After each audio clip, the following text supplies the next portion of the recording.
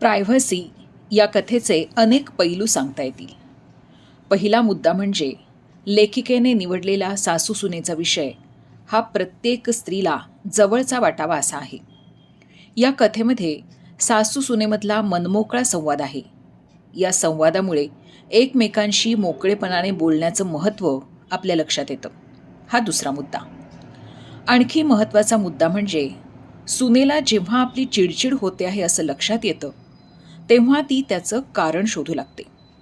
आपल्या चिडण्याचं, अस्वस्थपणाचं ती स्वतःशीच छान विश्लेषण करते. त्यामुळे ती आपलं म्हणणं मुद्देसूदपणे मांडू शकते आणि ते पटवूनही देऊ शकते.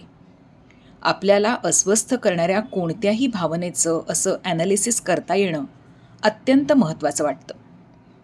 काळ आता बदलतो आहे. एकमेकांना समजून घेण्याची गरज वाढते आहे.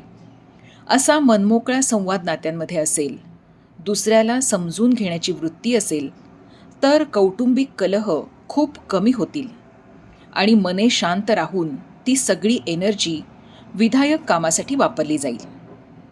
प्रायव्हसी ही कथा अशा अनेक कारणांसाठी महत्त्वाची ठरते. या कथेची लिंक डिस्क्रिप्शन बॉक्समध्ये दिली आहे.